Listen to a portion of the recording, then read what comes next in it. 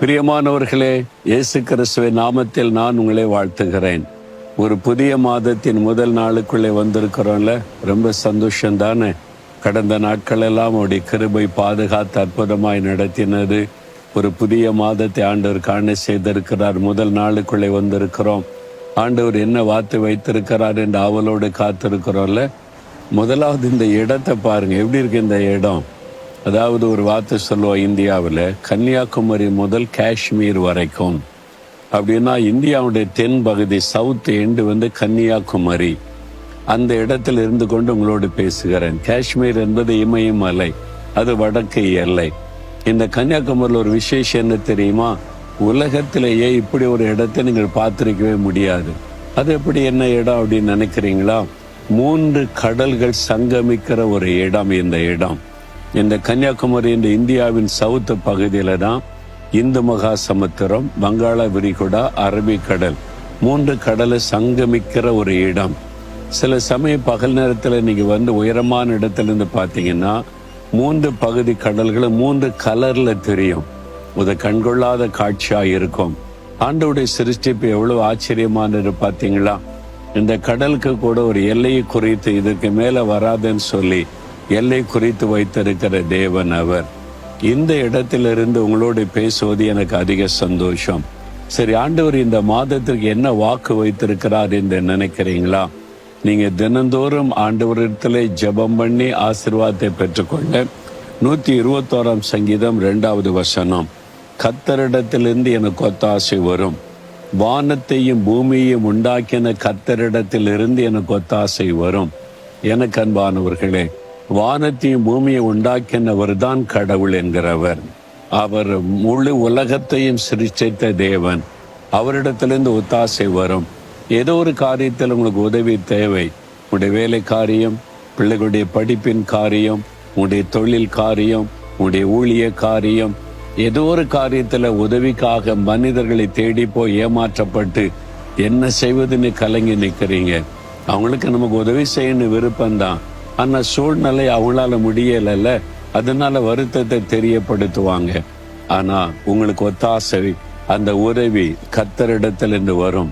நீங்க அவர்கிட்ட போனா, இது என்னால செய்ய முடியாத தம்பி, இது பெரிய உதவியா இருக்குது, இது எப்படி என்னால செய்ய முடியும் அப்படி சொல்லவே மாட்டார். அவரால் முடியாத காரியம் ஒன்றுமில்லை.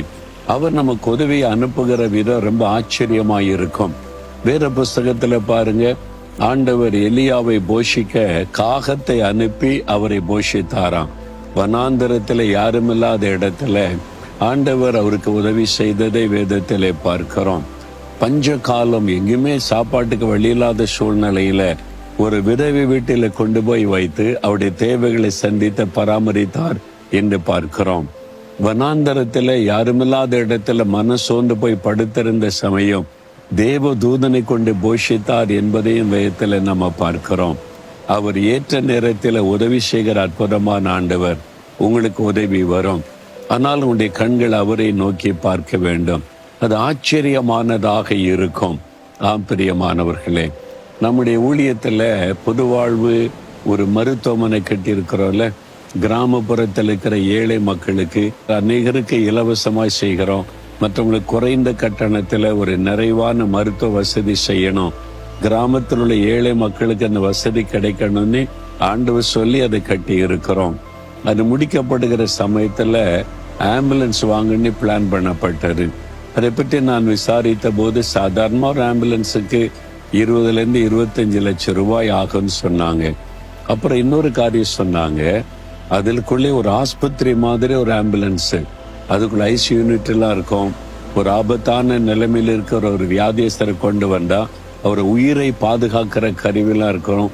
அது ஒரு மினி ஹாஸ்பிட்டல், அந்த மாதிரி ஒரு ஆம்புலன்ஸ் இருக்குதுன்னு. அப்படி அது வாங்கலாமே அப்படின்னு கேட்டா 45 லட்சம் ரூபாய்ன்னு சொன்னாங்க. 45 லட்சம் ரூபான்றது எவ்வளவு பெரிய விஷயம் இல்லை, அது அவ்வளோ பெரிய பணம். அவங்க சொன்னாங்க, பெரிய பெரிய ஆஸ்பத்திரியில தான் அதை வச்சிருப்பாங்க, சாதாரணமா எல்லா ஆஸ்பத்திரியிலும் இருக்காது. உயிர் காக்க கருவியெல்லாம் அதுல இருக்கும், அதுல வியாதிஸ்தரை கொண்டு போனா உயிரை பாதுகாத்துடலான்னு.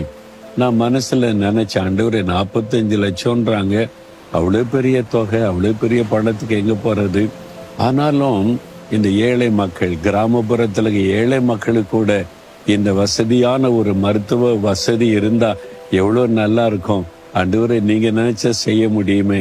அவ்வளவுதான், நான் நினைத்தேன், ஆசைப்பட்டேன், இருதயத்துல ஜெபிச்சபி, முழங்கால் போட்டெல்லாம் சின்சியரா உபவாசம் பண்ணிலாம் ஜெபிக்கல. அவ்வளவுதான். பாருங்க, சில நாட்களுக்குள்ள ஒரு ஆள் போன்ல கூப்பிட்டாங்க, உங்க ஆஸ்பத்திரி ஊழியத்திற்கு நான் ஒரு காணிக்கை கொடுக்கணும், உங்க ஆட்களை அனுப்பி வைக்க முடியுமான்னு வயதான தகப்பனார் சொன்னார். சரின்னு சொல்லி ஊழியத்துல இருந்து ஒருத்தர் போனாங்க. அவர் செக் கொடுத்து அனுப்பினார். எவ்வளவுன்னு தெரியுமா? 45 லட்சம் ரூபாய். ஒரே ஆளு ஒரே செக்கில் 45 லட்சம் ரூபாய் கொடுத்தாங்க. அது எப்படி? நான் யாருக்குமே சொல்லல, எங்கேயும் தெரியப்படுத்தி ஜபமும் பண்ணல, மனசுல நினைச்சு ஆண்டவர்கிட்ட பேசின, இருதயத்துல ஆண்டவரோட பேசின, அவ்வளவுதான். ஆண்டவர் அதற்கு பதில் கொடுத்தார். அப்ப உங்களுக்கு உதவி அவரிடத்திலிருந்து வரும். நீங்க அங்கேயும் இங்கேயும் பார்க்காதுங்க. யாரை கொண்டு உங்களுக்கு உதவி செய்யணும், யார் மூலமாய் உதவி அனுப்பன்னு அவருக்கு தெரியும். நீங்களா தேடிக்கொண்டு அலையாதுங்க. நீங்க அவரை மாத்திரம் தேடி பாருங்க, உதவி வரும். இன்னைக்கு இந்த ஆம்புலன்ஸ் வாங்கி விட்டுருக்கிறோம். அதை பார்க்கும் போதெல்லாம் என் இயேசு எவ்வளவு பெரியவர் என்பதை அது எனக்கு விளங்க பண்ணி கொண்டே இருக்கிறது. அவர் ஆச்சரியமான தேவன். உங்களுக்கு இந்த மாதத்துல சகல காரியத்துல உதவி கர்த்தரிடத்தில் வரும். இந்த மாதத்துல மாத்திரம் இல்ல, வாழ்நாள் முழுவதும் கர்த்தரிடத்தில் இந்த உதவி வரும். உங்களுக்காக சிலுவையில தன்னையே பலியாய் கொடுத்த அந்த ஆண்டவர், அவர் மேல அன்பு கூர்ந்து அவரை விசுவாசித்து அவருக்கு தெரியப்படுத்துங்க. அவரிடத்திலிருந்து உதவி உங்களுக்கு வரும். மனிதர்களால் ஏமாற்றப்பட்டு நீங்கள் நம்பின காரியங்கள் கைவிட்டு மனம் உடைந்து போய் நிற்கிறீங்களா? இயேசுவனிடத்திலிருந்து உங்களுக்கு உதவி வரும். நான் நம்பிக்கையெல்லாம் இழந்த மரணப்படிக்கல சாக கடந்தேன். எத்தனையோ தெய்வங்களை பக்தியா வணங்கினேன், கூப்பிட்டேன். சின்ன வயதுல இருந்த தினம் 2 வேளை. ஆனா ஆபத்து நேரத்தில் எனக்கு உதவி செய்ய யாரும் முன் வரல. நான் யாரை வெறுத்து ஒதுக்கினேனோ அந்த இயேசு எனக்கு உதவி செய்ய எங்க வீட்டுக்கு வந்து எனக்கு அற்புதம் செய்து என்னை குணமாக்கி இத்தனை வயசு வரைக்கும் என்னை உயிரோடு வைத்திருக்கிறார். அந்த ஆண்டவர் இயேசு உங்களை தேடி வந்திருக்கிறார். அவரை நோக்கி கூப்பிடுங்க. இயேசுவே, உம்மிடத்திலிருந்து எனக்கு உதவி வரும்னு சொல்லுங்க தைரியமா. அற்புதம் நடக்கும். இப்ப ஜெபிக்கிறீங்களா? இருதயத்துல கை வைத்து உங்களுக்கு என்ன உதவி வேணும்? பண உதவி, ஆள் உதவி, அல்லது உங்களுக்கு ஊழியத்துல உதவி, என்ன உதவி வேணும், என்ன தேவை இருக்கிறது தேவனுக்கு தெரியப்படுத்துங்க. ஆண்டவரே, நீர் எனக்கு உதவி செய்கிற தேவன், ஒத்தாசை அனுப்புகிற தேவன். உம்மை நோக்கி நான் பார்க்கிறேன். மனிதர்களால் ஏமாற்றப்பட்டு விட்டேன். நான் நம்பின காரியங்கள் எல்லாம் என்னை கைவிட்டது. இப்பொழுது வானத்தை பூமியை உண்டாக்கின கர்த்தரிடத்தில் இருந்து எனக்கு ஒத்தாசை வரும் என்று விசுவாசிக்கிறேன். இந்த காரியத்துல என் குடும்பத்துல, என்னுடைய காரியத்துல எனக்கு நீர் ஒத்தாசை அனுப்பி என்னை ஆசீர்வதியும். நான் விசுவாசிக்கிறேன், ஒரு அற்புதத்தை எதிர்பார்க்கிறேன். இயேசு கிறிஸ்துவின் நாமத்தில் ஜெபிக்கிறேன். ஆமேன், ஆமேன்.